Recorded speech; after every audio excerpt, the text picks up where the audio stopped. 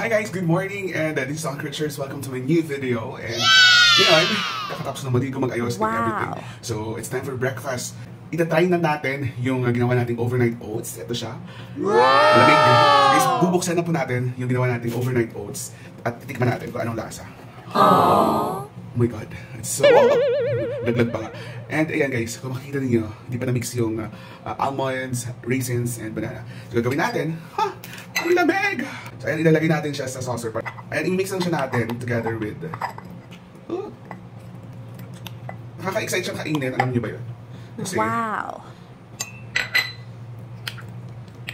So creamy niya. And talagang feel mo talaga na mabubusog ka dito. And some other reviews sinasabi nila na this is good for a long day. Kahit hindi daw sila kumain ng lunch, nabubusog sila nito. Kasi nga, syempre, because of the ingredients na nandito, kakabusog naman talaga. So yun, this is my breakfast for today's video. And i-continue na po natin to for 7 days. Yeah, 7 days yan. 7 days challenge. Sarap! Wow! Guys,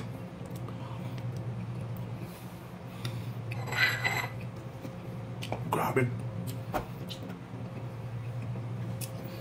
Ito ba natin yung video niya?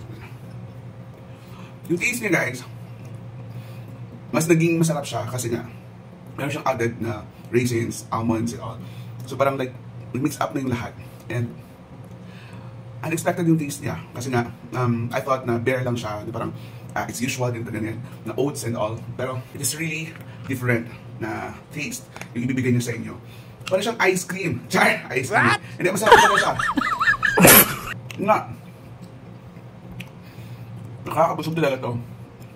Pag ganito yung breakfast niyo or ito yung kainin niyo. I really enjoy the crunchiness of the almonds and also the raisins. Try natin with the banana.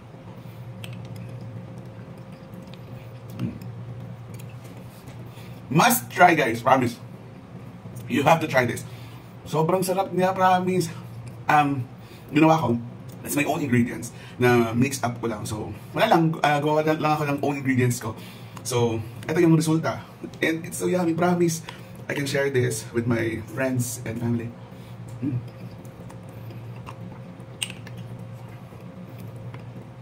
Nung sinend ko ito kay mama, sabi niya, ay, gawa ka na pala ng overnight oats mo, sabi niya. Sabi ko, I'm gonna make it pag-uwi ko, sabi ko, kasi this is also good for you. Pwede mong i-breakfast, pwede mo siyang i-lunch, pwede mo siyang i-dinner, depende sa'yo. Pero I'll be having this available sa refrigerator namin para any time of the day, pag nagutom ako or what, pag nagkakainin ko.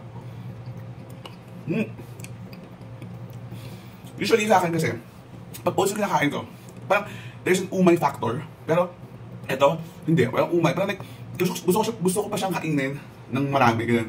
Like, mauubos ko talaga siya. Mauubos ko siya. Just one sitting, mauubos ko talaga siya.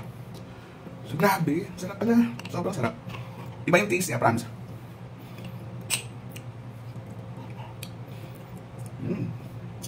Mas share ko na natin yung recipe na to sa mga friends ko.